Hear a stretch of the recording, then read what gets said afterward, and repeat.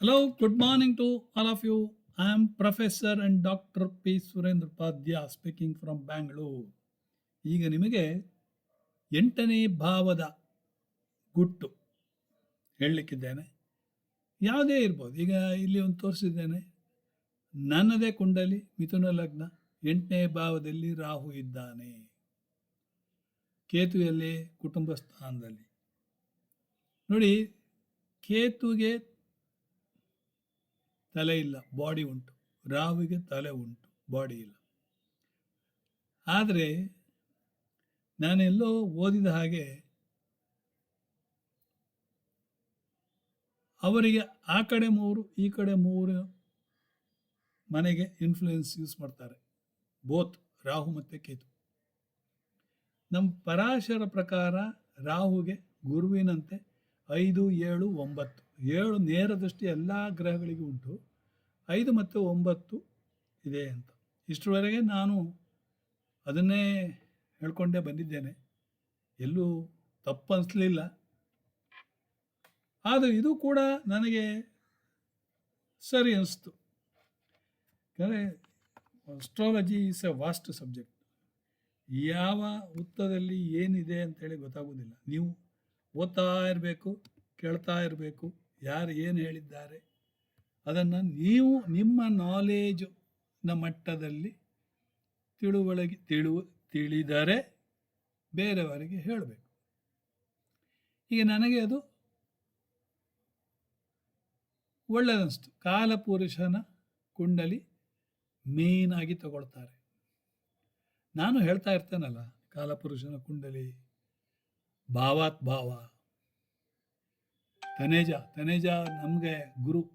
ತನೇಜ book ಓದಿದ್ದೆ ನಾನು. So ಭಾವಾತ್ ಭಾವ. ಸೊ ಇಲ್ಲೂ ಕೂಡ ಹಾಗೆ ರಾಹು ನಮ್ಮ ಪ್ರಕಾರ 5ನೇ ದೃಷ್ಟಿಯಿಂದ 8ನೇ ಭಾವವನ್ನು 8ನೇ ಮನೆಯಲ್ಲಿರುವ ರಾಹು 5ನೇ ದೃಷ್ಟಿಯಿಂದ 4ನೇ ಮನೆ, ಮಿಥುನ ಲಗ್ನ 4ನೇ ಮನೆ, ಕಾಲಪುರುಷನ 6ನೇ ಮನೆ. ರಾಹು ಎಲ್ಲಿದ್ದಾನೆ? ಕಾಲಪುರುಷನ 10ನೇ ಮನೆ. ಈಗ ನಾವು ಕಾಲಪುರುಷನನ್ನು ಕಟ್ಕೊಂಡ್ರೆ 10 ಮತ್ತು 6ನೇ ಮನೆ. 6ನೇ ಮನೆ ಕ್ಯಾರಿಯರ್ ಹೌಸ್, 10ನೇ ಮನೆ ಪ್ರೊಫೆಷನ್ ಹೌಸ್, 6ನೇ ಮನೆ ಫುಡ್ ಆಹಾರ, 10ನೇ ಮನೆ ವೃತ್ತಿ. ಓಕೆ, ಶನಿ ಅಧಿಪತಿ ಅದಕ್ಕೆ. ಶನಿ ರವಿ ಒಟ್ಟಿಗೆ ಇದ್ದಾರೆ. ಈಗ ನಿಮಗೆ ಒಂದು ವಿಚಾರ ಹೇಳ್ತೇನೆ. ಈಗ ನಡೀತಾ ಇರೋದು ದಶ ಬುಧ ದಶ. ಬುಧ ಮಹಾದಶದಲ್ಲಿ, ಶುಕ್ರ ಅಂತರ್ದಶದಲ್ಲಿ, ಸೂರ್ಯ ಪ್ರತ್ಯಂತರ ದಶ. ಆ ಸೂರ್ಯ ಪ್ರತ್ಯಂತರ ದಶ ಬಂದಾಗ ನನಗೆ ಲೂಸ್ ಮೋಷನ್ ಶುರುವಾಯಿತು. 8-10 ಬಾರಿ ಲೂಸ್ ಮೋಷನ್. ಹ್ಯಾಂಗೆ ಶುರುವಾಯಿತು ನೋಡಿ, ರವಿಯ ಪ್ರತ್ಯಂತರ ದಶ ಶುರುವಾಯಿತು. ಡಾಕ್ಟ್ರ್ ಹತ್ರ ಹೋಗಿ ಅದನ್ನು ಒಂದು 5 ದಿವಸ ಮಾತ್ರೆ ತಗೊಂಡೆ. ಈಗ ಕರೆಕ್ಟಾಗಿದ್ದೇನೆ, ಆಯಿತಾ. ಇನ್ನೂ ಒಂದು ಕೆಳಗಡೆ ಇಲ್ಲಿ ಕೊಟ್ಟೆ ಕಾಲಪುರುಷನ ಕುಂಡಲಿ. ಕಾಲಪುರುಷನ ಲಗ್ನ ಇಟ್ಕೊಂಡು ಕೇತು ಈ ಕಡೆ 3 ಆ ಕಡೆ 3. ಕೇತುವಿನ ದೃಷ್ಟಿ 4ನೇ ಮನೆ ಅಂದರೆ ಕಟಕ ರಾಶಿ, ಮೀನ ರಾಶಿ. ರಾಹು 8ರಲ್ಲಿ ವೃಶ್ಚಿಕದಲ್ಲಿದ್ದರೆ 10ನೇ ಮನೆ ನೋಡ್ತಾನೆ, ಇಲ್ಲಿ 6ನೇ ಮನೆ ನೋಡ್ತಾನೆ. ಈಗ ನನ್ನ ಜಾತಕದಲ್ಲಿ 6ನೇ ಮನೆ 3ನೇ ದೃಷ್ಟಿ ತೆಗೆದುಕೊಂಡ್ರೆ 8ನೇ ಮನೆ ನೋಡ್ತಾನೆ ನಾವು. ಹಾಗೆ ಈ ಕಡೆ ಮೀನರಾಶಿಯನ್ನು ನೋಡ್ತಾನೆ. ಮೀನರಾಶಿ ನನ್ನ ಕುಂಡಲಿ ಕಾಲಪುರುಷನಿಗೆ 12ನೇ ಮನೆ, ಆದರೆ ನನ್ನ ಲಗ್ನಕ್ಕೆ 10ನೇ ಮನೆ. ರಾಹು ಒಂದು ತಿಳ್ಕೊಳ್ಳಿ, ಎಲ್ಲೇ ಇದ್ದರೂ ಕೂಡ ಮ್ಯಾಗ್ನಿಫಿಕೆಂಟ್, ದೊಡ್ಡದನ್ನಾಗಿ ಮಾಡ್ತಾನೆ. Is for development. ರಾಹು ನಿಮಗೆ ಹಾಳು ಮಾಡ್ತಾನೆ ಅಂತೇಳಿ ತಿಳಿದ ತಪ್ಪು. ಹೆಚ್ಚಿನವರಿಗೆ ನಾನು ಪ್ರಿಡಿಕ್ಷನ್ ಕೊಟ್ಟಿದ್ದೇನೆ, ರಾಹು ದೇಶದಲ್ಲಿ ಎಲ್ಲಾದರೂ ನೀವು ಓದುವಾಗ ಬಂದರೆ you are sure to get rank or distinction. ನನ್ನ ಮೊಮ್ಮಗನೇ ಲಗ್ನದಲ್ಲಿ ರಾಹು. ಈಗ ಅವನಿಗೆ 98.2% ಮಾರ್ಕ್ಸ್. ಈಗ ನಾಡ್ದು 10ನೇ ತಾರೀಕು ಬರ್ತಾ ಇದ್ದಾನೆ. ಸೊ ಯಾತಕ್ಕೆ ಹೇಳ್ತಾ ಇದ್ದೀನಿ ಅಂದರೆ, ರಾಹು ಈಸ್ ಗಿವರ್, ಕೇತು ಟೇಕರ್. ಏನು ಕೇತು ತೆಗೆದುಕೊಳ್ತಾನಂದರೆ, ಆಧ್ಯಾತ್ಮಿಕ ದೃಷ್ಟಿಯಲ್ಲಿ ಅವನು ಕೇತು ಒಳ್ಳೆಯವನು, ನಿಮ್ಮನ್ನು ಹಾಳು ಮಾಡುವುದಿಲ್ಲ. ಆದರೆ ನಿಮಗೇನು ಕೊಡುವುದಿಲ್ಲ ಅವನು. ಕೇತು ನಿಮಗೆ ಆ ಎಲ್ಲಿ ನೋಡ್ತಾನೋ ಆ ಮನೆಯನ್ನು ಹಾಳು ಮಾಡಿ ಸಾಯಿಸಿಬಿಡ್ತಾನೆ. ಆದರೆ ನೀವು ಸುಮ್ಮನೆ ಇದ್ರೆ ಅಡ್ಡಿಲ್ಲ, ನಡೆದಂಗೆ ನಡೀತು. ನಮ್ಮ ಹಣೆ ಬರ ಅಂತ ಕೇತು ಎಲ್ಲಿದೆ ಈಗ? ಕೇತು ನಂದು 2ನೇ ಮನೆಯಲ್ಲಿದೆ, ಕುಟುಂಬ ಸ್ಥಾನದಲ್ಲಿದೆ. ಅಂದರೆ ಏನಾಯಿತು? ಕುಟುಂಬ ಸ್ಥಾನ ಕೆಟ್ಟೋಯ್ತು. ಕುಟುಂಬದಲ್ಲಿ ಕಿರಿಕಿರಿ. ಅದು ಕಾಲಪುರುಷನ 4ನೇ ಮನೆ. 4ನೇ ಮನೆ ಅಂದರೆ ತಾಯಿ ಜೊತೆ ಕಿರಿಕಿರಿ, ಸುಖ ಅಷ್ಟೊಂದಿಲ್ಲ. ಆಮೇಲೆ ಎಲ್ಲರೂ ಸಣ್ಣ ಮನೆ ಕಟ್ತೀರಿ, ಕೇತು ಅಲ್ವಾ? ಎಲ್ಲಿ ಕಟ್ತೀರಿ? ಮನೆ ಹೋಮ್ ಟೌನ್ ಬಿಟ್ಟು ನೀವು ಕಟ್ತೀರಿ. ಹೌದು, ನಾನು ಕಟ್ಟಿದ್ದು ಬೆಂಗಳೂರಲ್ಲಿ. ಹೋಮ್ ಟೌನಲ್ಲಿ ಇರಲಿಕ್ಕೆ ಆಗೋದಿಲ್ಲ. ಕೇತು 4ನೇ ಮನೆಯಲ್ಲಿದ್ದರೆ, ಶನಿ 4ನೇ ಮನೆಯಲ್ಲಿದ್ದರೆ, so they have to, Rahu 4ನೇ ಮನೆಯಲ್ಲಿದ್ದರೆ they have to live and elsewhere they have to settle. ಮನೆ ಹತ್ತಿರ ಇರಬಾರ್ದು ಅವರು, ತಿಳ್ಕೊಳ್ಳಿ. ಕುಟುಂಬ ಸ್ಥಾನಾಧಿಪತಿ ಯಾರು? ಚಂದ್ರ. ಸೊ ಚಂದ್ರ ಎಲ್ಲಿದ್ದಾನೆ? ವ್ಯಯಸ್ಥಾನದಲ್ಲಿದ್ದಾನೆ. ಅಂದರೆ ಅರ್ಥ ಏನು? ವ್ಯಯಸ್ಥಾನದಲ್ಲಿದ್ದರೆ ಚಂದ್ರ ಉಚ್ಚನಾಗ್ತಾನೆ ಅಲ್ಲಿ ವೃಷಭದಲ್ಲಿ. ಸೊ ಅದರಿಂದ ದಾನ, ಡೊನೇಷನ್ ಯಾರಿಗೆ ಮಾಡ್ತಾನೆ? ಮನೆ ಮಂದಿಗೆ ಮಾಡ್ತಾನೆ. ನೋಡಿ, 2ನೇ ಮನೆ ಕುಟುಂಬ ಸ್ಥಾನ. ಸೊ ಅಕ್ಕ ತಂಗಿಯರಿಗೆ, ಅಣ್ಣ ತಮ್ಮಂದಿರಿಗೆ, ತಮ್ಮ ಯಾರು ಇಲ್ಲ, ನಾನೇ ತಮ್ಮ. ಸೊ ಇದ್ದವರಿಗೆ ಕೊಡ್ತಾ ಇರ್ತೇನೆ. ಯಾರು ಎಷ್ಟು ಹೇಳಿದ್ರು ಅದು ಕೇಳೋದಿಲ್ಲ. ಅರ್ಥ ಆಯ್ತಾ? ಹಾಗೆ ರಾಹು 3ನೇ ದೃಷ್ಟಿ. ಈಗ 10ನೇ ಮನೆ, ರಾಹು ಇರೋದು 10ನೇ ಮನೆ. ಸೊ 10ನೇ ಮನೆಗೆ ನನಗೆ ಒಂದು ರೀತಿಯಲ್ಲಿ ಒಳ್ಳೆಯದು, ನನ್ನ ವೃತ್ತಿಯಲ್ಲಿ ಒಳ್ಳೆಯದು. ಅದೇ 5ನೇ ಮನೆಯಲ್ಲಿ ಭಾವಕುಂಡಲಿಯಲ್ಲಿ ಬುಧ, ರಾಹು ಬುಧ ಅಂದರೆ ಮತ್ತೊಂದು ಡಿಗ್ರಿ ಆ್ಯಡ್ ಮಾಡಬೇಕು. ಸೊ PhD ಆ್ಯಡ್ ಮಾಡಿದ್ದೇನೆ, MSc electronics and PhD in astrology. ನೋಡಿ ಎಷ್ಟು ಇದಲ್ವಾ? ಸೊ 10 ಮನೆ, ಇನ್ನು 10ನೇ ಮನೆ, 6ನೇ ಮನೆ. ಯಾಕಂದರೆ ಕೇತುವಿನ ದೃಷ್ಟಿ ಇನ್ಫ್ಲೂಯೆನ್ಸ್ 4ನೇ ಮನೆ ಮೇಲೆ ಬೀಳುತ್ತೆ. ಕೇತುವಿನ ದೃಷ್ಟಿ 12ನೇ ಮನೆ ಮೇಲೆ ಬೀಳುತ್ತೆ. ಅಂದರೆ ಕೇತು 12ನೇ ಮನೆ ಮೇಲೆ ಬಿದ್ದರೆ ಆ ಮನೆ ಹಾಳು, 4ನೇ ಮನೆ ಬಿದ್ದರೆ ಅದು ಹಾಳು. ಅಂದರೆ ನೀವು ಮನೆ ಕಟ್ಟುವುದು ಸಣ್ಣದು ಅಂತೇಳಿ ಆಯಿತಾ? ಸೊ ಸುಖದಲ್ಲಿ ಸ್ವಲ್ಪ ಕಿರಿಕಿರಿ ಇರ್ಬೋದು. ಆಮೇಲೆ ಕ್ಯಾರಿಯರ್ ನೋಡಿ, carrier and profession is disturb. ಅದರ ಅರ್ಥ ಏನು? ನೀವು ಸೂಟ್ ಕೇಸ್ ಅಥವಾ ಬ್ರೀಫ್ ಕೇಸ್ ಹಿಡ್ಕೊಂಡು ತಿರುಗ್ತಾ ಇರ್ತೀರಿ. ಕರೆಕ್ಟ್. 34 ವರ್ಷದಲ್ಲಿ 27 ಟ್ರಾನ್ಸಸ್. ಅಂದರೆ ಯಾರಿಗೂ ಹೆದರುವುದಿಲ್ಲ. ರಾಹು ಶನಿ, ರವಿ ಶನಿ ಒಟ್ಟಿಗೆ ಇಲ್ಲಿ ನೋಡ್ತಾ ಇದ್ದಾರೆ. ಲಗ್ನದಿಂದ 10ನೇ ಮನೆ, ಕಾಲಪುರುಷನ 12ನೇ ಮನೆ. ಅಂದರೆ ನಿದ್ರೆ ಇಲ್ಲ. ಶನಿ ನೋಡೋದ್ರಿಂದ ನಿದ್ರೆ ಕಡಿಮೆ. ಆದರೆ ಕಾಲಪುರುಷನ 6ನೇ ಮನೆಯಲ್ಲಿ ಶನಿ ಮತ್ತು ರವಿ ಇದ್ದಾರೆ. So malefic planets in 6th house is always good. ಅಂದರೆ ನಿಮ್ಮ ಆರೋಗ್ಯಕ್ಕೆ ಯಾವ ಧಕ್ಕೆನೂ ಬರುವುದಿಲ್ಲ ಅಂತ ಹೇಳ್ಬೋದು. ಋಣ ರೋಗ ರಿಪು, ಸಾಲ ಇಲ್ಲ. ನೋಡಿ, ಆಟೋಮೆಟಿಕ್ಕಾಗಿ ನೀವು ಹೇಳಲಿಕ್ಕೆ ಬರಬೇಕು. ಓಕೆ. ರಾಹು 8ನೇ ಮನೆಯಲ್ಲಿದ್ದರೆ ಕುಜ ಅಲ್ಲಿ ಎದುರುಗಡೆ ಇದ್ದಾನೆ, ರಾಹುವನ್ನು ತಡಿತಾ ಇರ್ತಾನೆ. ಸೊ ಆದ್ದರಿಂದ ರಾಹುಗೆ ಒಂದು ವಾಲ್, ನಮ್ಮ ಮೆಕ್ಸಿಕನ್ ವಾಲ್ ಇದ್ದಾಗ ಅಲ್ಲಿ ಅಮೇರಿಕಾ ಮೆಕ್ಸಿಕನ್ ಮಧ್ಯೆ ಗೋಡೆ ಹಾಕಿದ್ದಾರೆ, ಚೈನಾ ವಾಲ್ ಥರ. ಅದೇ ಥರ ಕುಜ ರಾಹುವನ್ನು ತಡಿತಾನೆ. ರಾಹು ಅಷ್ಟಮದಲ್ಲಿದ್ದರೆ ಕೇತು ಆಟೋಮೆಟಿಕ್ ನೋಡ್ತಾನೆ. ಆವಾಗ ನೀವು ವೆರಿ ಗುಡ್ ಆಸ್ಟ್ರಾಲಜರ್ ಅಂತೇಳಿ. ಇನ್ನು ರಾಹುವಿನ ಇನ್ಫ್ಲೂಯೆನ್ಸ್ ನಿಮಗೆ 8ನೇ ಮನೆ ಮೇಲೆ, ಸೀಕ್ರೆಟ್ ಹೌಸ್. ಸೀಕ್ರೆಟ್ ಅಂದರೆ ಏನು?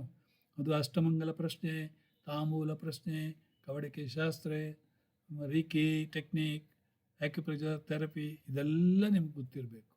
So you will be an expert on that. ಇನ್ನು ಗುರು ಶುಕ್ರ, ಗುರು ಬುಧ ಆಸ್ಪೆಕ್ಟ್ ನೋಡಿ, ಅದು ಕೂಡ ನಿಮಗೆ ಭಾಳ ಒಳ್ಳೆಯದು. ಆಯಿತಾ? ಇನ್ನು ರಾಹುವಿನ ಜೊತೆಯಲ್ಲಿ ಎಲ್ಲಾದರೂ ಶನಿ ಸೇರಿದರೆ ಚೇಳಿನಿಂದ ಅಥವಾ ಹಾವಿನಿಂದ ನಿಮಗೆ ಅಪಘಾತ ಆಗಲಿಕ್ಕಿದೆ. ರಾಹು ಅಷ್ಟಮ ಸ್ಥಾನ ಅಂದರೆ 9ನೇ ಮನೆಗೆ 12ನೇ ಮನೆ ಆಯಿತು. ತಂದೆಗೆ ತೊಂದರೆ. ಹೌದಾ? ಸೊ ಈಗ ರಾಹುವೇ ಅಷ್ಟಮದಲ್ಲಿದ್ದಾಗ ಅಲ್ಲಿ ಕುಟುಂಬ ಸ್ಥಾನ, ಅಷ್ಟಮಕ್ಕೆ ಕುಟುಂಬ ಸ್ಥಾನ, ಅಥವಾ ತಂದೆಗೆ ಅದು ವ್ಯಯಸ್ಥಾನ. ಸೊ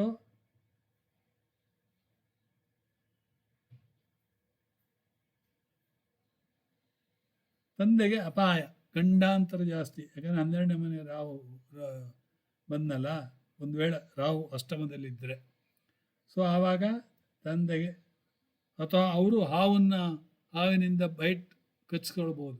ನಮ್ಮ ತಂದೆ ಅಂತೂ ಇರುಕಿ ಹಾಕೊಂಡಂಥ ಹಾವನ್ನು ಹಂಚಿನ ಯಾವುದೋ ಗದ್ದೆ, ಇದು ಯಾವುದೋ ನಡೆಯುವ ದಾರಿ, ಓಕೆ, ಆ ಗದ್ದೆ ನಡೆಯುವ ದಾರಿಯಲ್ಲಿ ಹುಲ್ಲುಗಿಲ್ಲೆಲ್ಲ ಇರುತ್ತೆ ಮಳೆಗಾಲದಲ್ಲಿ, ಅದರದಲ್ಲಿ ಇನ್ಕಿ ಹಾಕಿ, ಅದು ಸಗಣಿ ಅಂತೇಳಿ ತಣ್ಣಗಿದೆಯಲ್ಲ, ಸಗಣಿ ಮುದ್ದೆ ಅಂತೇಳಿ ಎತ್ತಿದಾಗ ಬಸ್ ಅಂದ್ಬಿಡ್ತು, ಅಲ್ಲೇ ಹಬ್ಬ ಅಂತೇಳಿ ಹಾಕಿದ್ದು ಕೆಳಗಡೆ. ಸೊ ಅಪಾಯ ತಪ್ಪಿತು.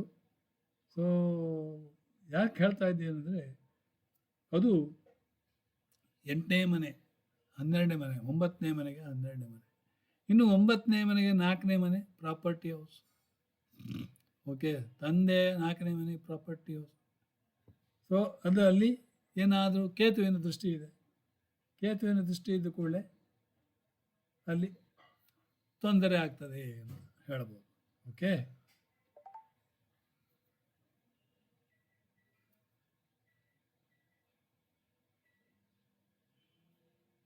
ಸೊ 9ನೇ ಭಾವದಿಂದ 10ನೇ ಭಾವವು ಕೆಟ್ಟು ಹೋಯಿತು, 8ನೇ ಭಾವವು ಕೆಟ್ಟು ಹೋಯಿತು. ಸೊ ಈಗ ರಾಹು ಅಂದರೆ ನೋಡಿ ಅಷ್ಟಮದಲ್ಲಿದ್ದೆ, ಹೌದಾ? ನಿಮಗೆ ಕಮ್ಮಿ ಅಂದರೆ ಈಗ ಸಪ್ತಮ ಸ್ಥಾನ ಯಾರ್ದು?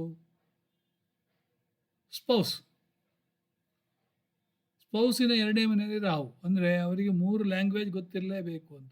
ಆರಿದ್ರ ನಕ್ಷತ್ರ ಇರುವುದಲ್ಲಿ ಮಿಥುನದಲ್ಲಿ, ಮಿಥುನ ಕಾಲಪುರುಷನ 3ನೇ ಮನೆ, communication house. That means my wife knows 3 language minimum. Yes, she knows Hindi, she is a Telugu lady, she knows Kannada. Gujarati ಕೂಡ 12 ವರ್ಷ, 12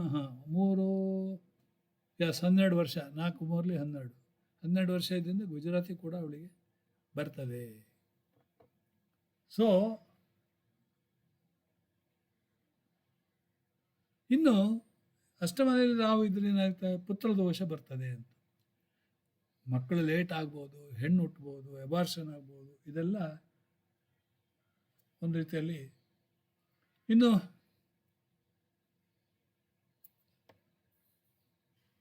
ಕೇತು 4ನೇ ಮನೆ ನೋಡೋದ್ರಿಂದ ತಾಯಿ ಆಧ್ಯಾತ್ಮಿಕ ಪ್ರವೃತ್ತಿ ಇದ್ದವಳು ಅಂತೇಳಿ ಹೇಳಬಹುದು. ಕೇತು ಯಾವಾಗಲೂ ಆಧ್ಯಾತ್ಮಿಕ ಪ್ರವೃತ್ತಿ. ಆಮೇಲೆ ರಾಹು 9ನೇ ಮನೆಗೆ 4ನೇ ಮನೆ ನಿಮಗೆ ಹೇಳಿದ್ದೇನೆ, ತಂದೆ ಆಸ್ತಿ. ಓಕೆ, ಅಲ್ಲಿ ಕೇತು ದೃಷ್ಟಿ ಇರೋದ್ರಿಂದ, ಇನ್ಫ್ಲುಯೆನ್ಸ್ ಇರೋದ್ರಿಂದ he may not enjoy father's property. ನನ್ನ ಕೇಸಲ್ಲಿ ಅದೇ ರೀತಿ ಆಗಿದೆ. ಸೊ ಅಲ್ಲಿ ಇದ್ದ ಒಂದು 80 ಸೆಂಟ್ಸ್ ಗದ್ದೆಯನ್ನು ಡಿವೈಡ್ ಮಾಡಲಿಕ್ಕೆ ಇನ್ನೂ ಆಗ್ತಾ ಇಲ್ಲ. ಅಂದರೆ I cannot enjoy that property, ತಂದೆ ಪ್ರಾಪರ್ಟಿ ಆಗೋದಿಲ್ಲ. ಓಕೆ, ರಾಹು ಅಷ್ಟಮದಲ್ಲಿದ್ದರೆ ನಿಮಗೆ ಪ್ರಾಪರ್ಟಿ ಏನೋ ದೊಡ್ಡದು ಬರುವುದಿಲ್ಲ ಅಂತಿಲ್ಲ. ಆದರೆ ರಾಹುವಿನಿಂದಾಗಿ ಸಣ್ಣ ಸಣ್ಣ ಸಣ್ಣ ಸಣ್ಣ ಸಣ್ಣ ಮಾಡಿ ಪೀಸ್ ಮಾಡಿ ಮಾರ್ತೀರ. ಓಕೆ, ಸೊ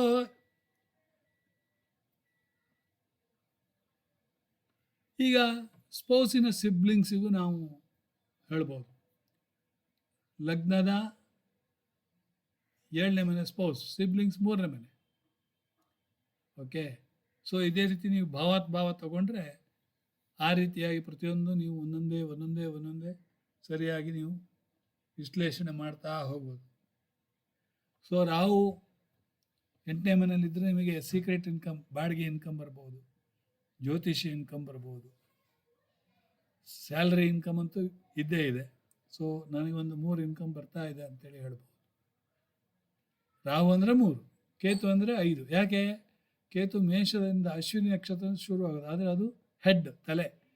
ನೆಕ್ಸ್ಟ್ ಮಘ ನಕ್ಷತ್ರ ಸಿಂಹರಾಶಿ, ಅದು 5ನೇ ಮನೆ. ಸೊ ಕೇತು ಅಂದರೆ ನಂಬರ್ 5. ಮತ್ತು ನಮ್ಮ ನ್ಯೂಮರಾಲಜಿ ಪ್ರಕಾರ ಕೇತು ಅಂದರೆ 7, ರಾಹು ಅಂದರೆ 4, ಅದು ಬೇರೆ. ನಮ್ಮ ಈ ಒಂದು ವಿಶ್ಲೇಷಣೆಗೆ ನೀವು ಕೇತುವನ್ನು 5 ಅಂತೇಳಿ ಕನ್ಸಿಡರ್ ಮಾಡ್ಬೋದು. ಓಕೆ.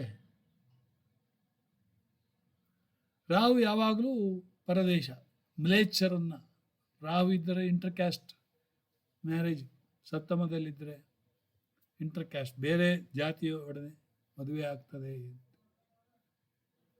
ಆ ರೀತಿ ವಿಶ್ಲೇಷಣೆಯನ್ನು ಮಾಡ್ಬೋದು. ಓಕೆ. ಸೊ ಈ ರೀತಿಯಾಗಿ ನೀವು ವಿಶ್ಲೇಷಣೆ ಮಾಡಿದರೆ ನಿಮ್ಮ ಒಂದು ವಿಶ್ಲೇಷಣೆ ಪರ್ಫೆಕ್ಟ್ ಆಗ್ತದೆ ಅಂತ ನಾನು ಹೇಳ್ತೇನೆ. ಇಲ್ಲಿಗೆ ನಾನು ಇದನ್ನು ಮುಕ್ತಾಯ ಮಾಡ್ತೇನೆ. ಸೊ ಒಂದು ಹೊಸ ಅಧ್ಯಾಯವನ್ನು ನಿಮಗೆ ಬರೆದಿದ್ದೇನೆ. Thank you very much. God bless you all.